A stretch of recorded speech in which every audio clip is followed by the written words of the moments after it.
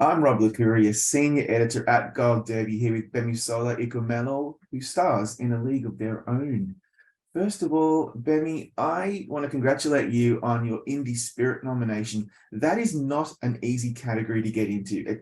Killer performers and casts and shows, and you're in. So congratulations on that. That was cool. Thank you so much. I was just, I loved it. It was such a beautiful energy. It was great. But I mean, you're no stranger to awards, having been nominated at the BAFTAs a couple of times for Famalam. Then you won in 2020, I think it was, for your short film, Brain Gear. So what was that whole experience like to be at the BAFTAs and then you finally won? Well, 2020 was a crazy year, as we know. So it was the sort of, it was BAFTA, reduced BAFTA, because it was all remote. So I was I think when I found out, I was sitting in my pajamas eating a Domino's, and we'd sort of been told to do these speeches before. So everyone who got nominated had to do an acceptance speech. And they say, if you don't win, we'll burn it. You'll never, no one will ever see it. So we just took the advantage of recording a really silly sketch type, fun, like when else are we going to do it? So on the day, it was kind of that, seeing that acceptance speech sort of pop up and going, oh my God, that's us. So that was how I found out. But by that point, I was, I put my pajamas on. I didn't win the performance category in that year. So I sort of went, it's not on the cards for me. I'm going to get dressed into something a little bit more comfortable. It was. So that was a shock. That's so cool. I always wonder with actors and performers and so forth, during those pandemic award shows, is it better to be like dressed to the nines on the red carpet and being uncomfortable, or just being at home in your PJs with your pizza and just chilling and then still being kind of there but not? Like, I don't know. They're both good. I think there's a bit of, because then in 2021 I got nominated, and I got to go, and that was great. Got to get dressed up, and I went from having been in leggings for 2 years at that point, so it was so refreshing to get dressed up, put some makeup on, and go and enjoy. But I'm not gonna lie, I did like having been up to sit at home and not think about that walk up to the stage and possibly tripping, and it was just lovely to go, here's your award, it's going to show up in the post in a few weeks. Have a nice night. And you had me at Domino's, like, oof. Right? That seems like a really good night. Wasn't it? Yeah. All right, I want to talk about your character in A League of Their Own, Clance, because I just love this character. She has that special sauce, I must say, about a character that you really want to hug. We actually at Gold Derby talk about this a lot. There's certain characters that are huggable, and they become very popular with fans and critics. She's a straight shooter. She's super funny. She's lovable. So what was key for you, I guess, to get into the right mindset so that she might hopefully resonate with the audience and be authentic? I mean, so much of it sounds trite to say, but a lot of it was in the writing. It was just really, she jumps off the page and you kind of just go, don't screw it up. It's all here. And also there's a real freedom given to us on set to play and to improvise and to go, okay, this takes just for you guys, and mess around. And so I think in playing, you're finding other layers to the character. I didn't think she was funny, actually. I wasn't setting out to play this comic role, but when it's sort of improvised play and you get to see what the banter looks like between two friends, it is funny, and you get to sort of come into the world of the in-jokes between two friends, but the audience become one of those friends that gets to sort of banter with us. So I fell in love with her. I love that she's a Black, nerdy comic geek. That really just, it just ticks all the buttons for me as a performer. So I loved it. Yeah, I haven't really seen a character like her before, to be honest. And That's a real gem to be able to be given a role like that. You get to kind of make it your own. You follow, obviously following the beautiful scripts. So yeah, no wonder it's turned out so beautifully. And I've got to tell you, like, I love this show. I actually watched it with my teenage daughter. She was obsessed, but she was the one that brought me into the show ages ago. And what I took away from the show, honestly, is friendship. It's everything. It's the lifeblood. It's essential. When you find your people, it's life-changing. So what do you think? Am I onto something? Absolutely. Like the finding your team was, I think, a massive part of every single story when you think about it all. And all of the characters, all the peaches have their moments where one, they're literally finding their team and figuring out how they get on with each other. This character doesn't speak English. How do you find your team when the only other person who speaks your language doesn't want to connect with you? You know, and who is my team? And then how do you find your team when you're a queer person living in this world where this is life or death? This could kill me.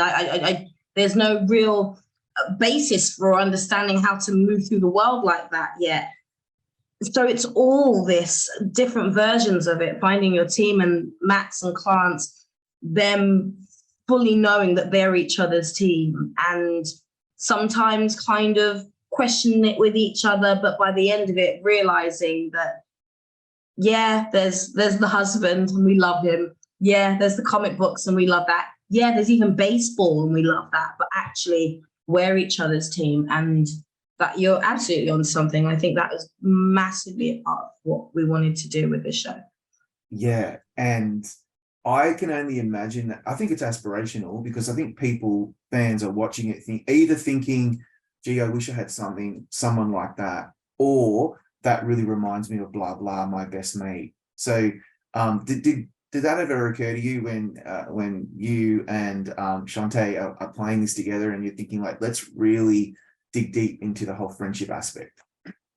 I think it was almost unspoken because we just became instant friends. Like Shantae and me just met each other and we're like, oh, we're best friends now, right? Yeah. So I think that just was happening offset anyway. And that was such a beautiful, unexpected thing because we didn't chemistry read together or anything. It was just, oh, no, we get each other.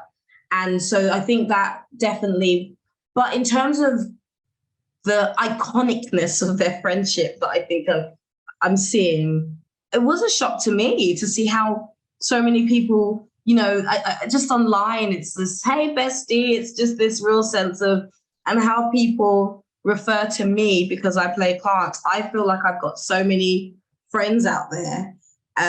Sometimes I feel a little bit disappointed. I'm like, oh God, I'm not like her. I'm so much more grumpy. I'm not nearly as charismatic as Clance.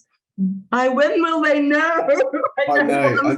Like you're walking around in London or whatever, and I'm sure if people are coming up to you, or even in the States particularly, it's a lot of pressure on you. You've got to be like just as lovely as Clance is. I have resting bitch face, all of it. It's just so, yeah, it's it's a thing. I'm not like Clance, but it's so beautiful to see how many people have adopted her as a sort of proxy for best friend, or the idea of a best friend. I love that so much. You're same, and I wasn't even expecting it. I figured going into the show that I would be following the team itself, the women who are desperately trying to form this league, and then you've got this side character at first. You don't think, oh well, she's not part of the team.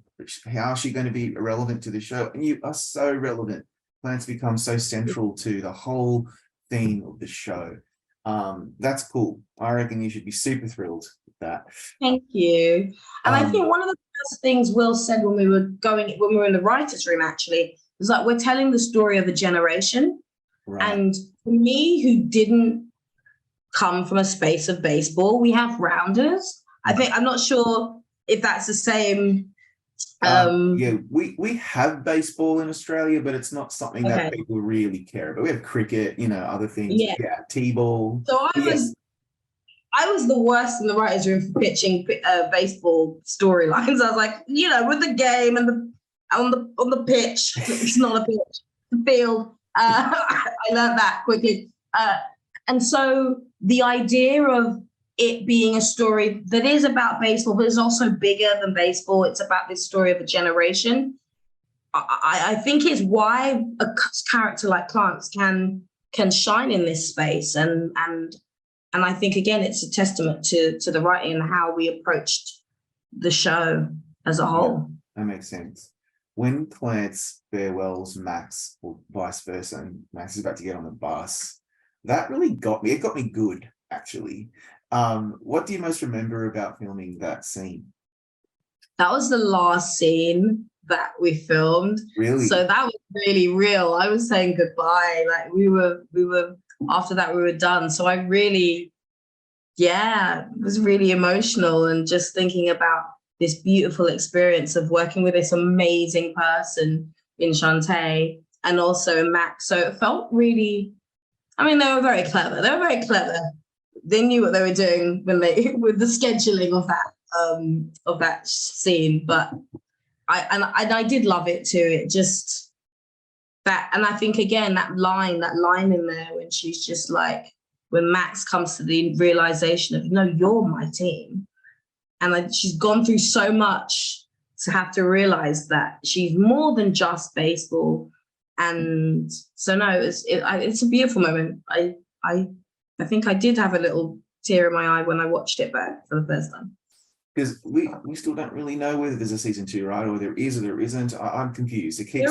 There is a season 2. We'll be doing there's a season 2, and that's in the works.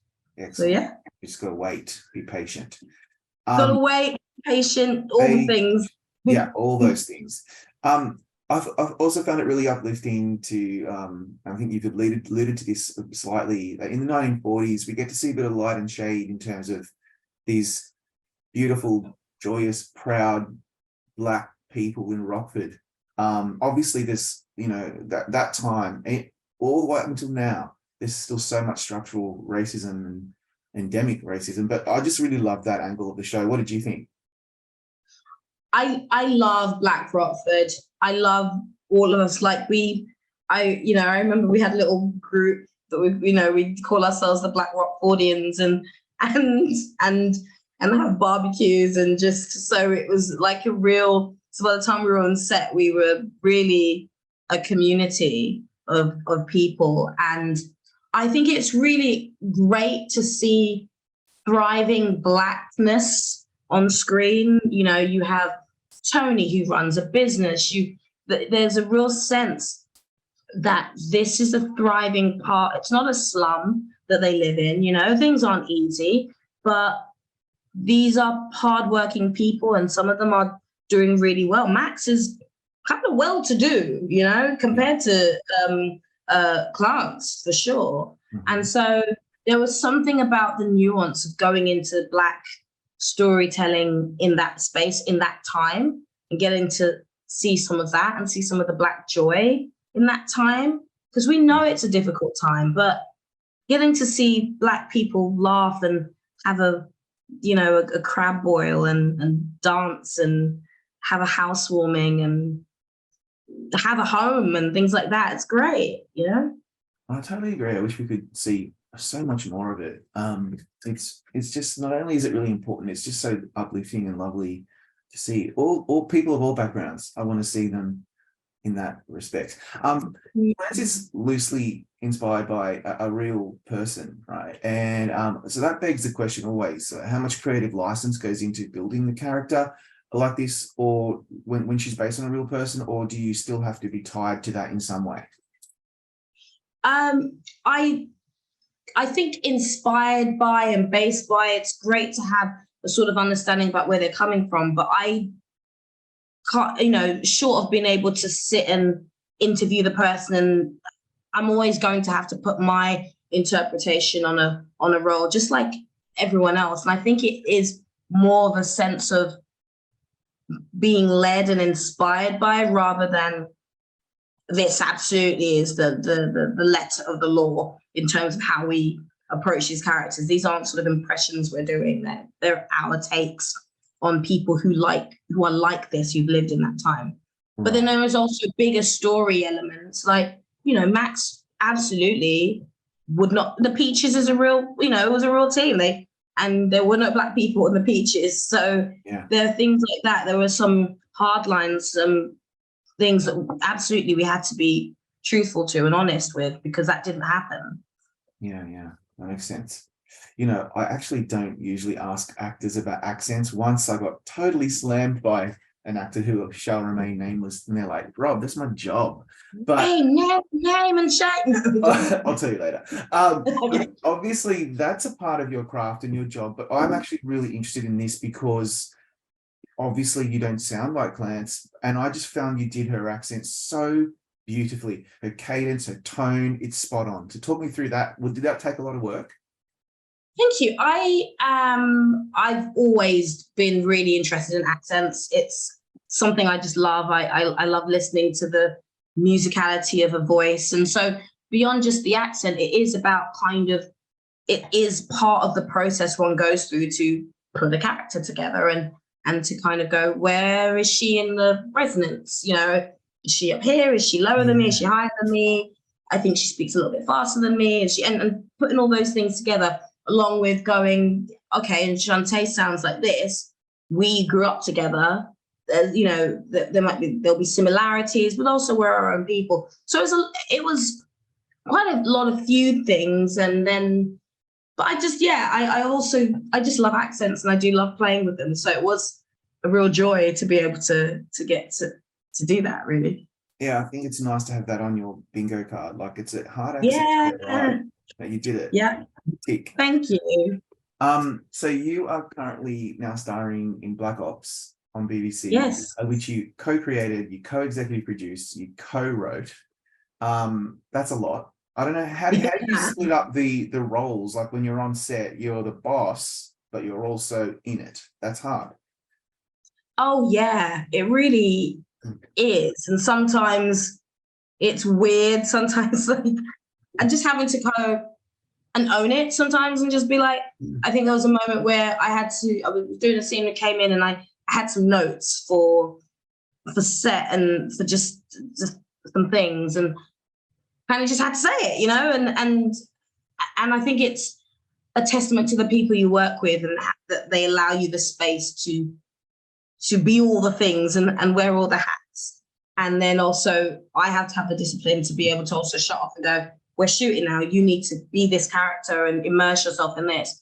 And there were times when I'd be like, guys, I'm not going to be at this meeting about this because I need to focus on learning my lines and doing this thing. And, you know, so there was give and take for sure. And because we had a few voices and a few other people on the team who were great creators and writers of the show themselves, that didn't feel like a weight that I was carrying on my own. Yeah, that's a good point. Have you been enjoying the reaction to the series as it's been unfolding from week to week so far? Yeah, it's actually on tonight. Literally, it just finished 20 minutes ago on BBC One. So I love it. It's so, you never know. You get a feeling, oh, it's gonna be great. I think it's gonna be cool. I think it's, and then then it's in the audience's hands, and then when they feedback how much they love it, it's like, oh, great. It's a relief, but also sort of really exciting to just hear all the things that people find funny and exciting about it. I know. I just figure sometimes it's so terrifying. It goes out there into the ether, and it could either be loved, hated, or even ignored. I think ignored would be the worst, actually. Just like, yeah. I mean, I think hated would be the worst. Yeah. It's just so it's an interesting topic that we're dealing with things that you kind of go, given political climate now, how people respond to some things. And I think we have a sort of lightness of touch of how we deal with it. Is that going to be understood? And is it too light of a touch? Are people not going to understand what we, you know? And it's so great that people really get the commentary, but also love that it's not whipping them over the head with it. And so it feels like it's been really well pitched, and they've received that. So I'm just, I'm relieved it wasn't hated, and, you know, like. You know, it reminds me that thank God, audiences are actually more sophisticated sometimes than we even realize. Yeah. And the fact that they're getting Black Ops, I love the mix of genres as well. It's a thriller, it's a comedy, it's this, it's just, it's smart and it's funny. And on that note, Bemi, thank you for your time today. You were so great in A League of Their Own, and Thank you. congratulations on your performance. Thank you so much. Lovely to meet you.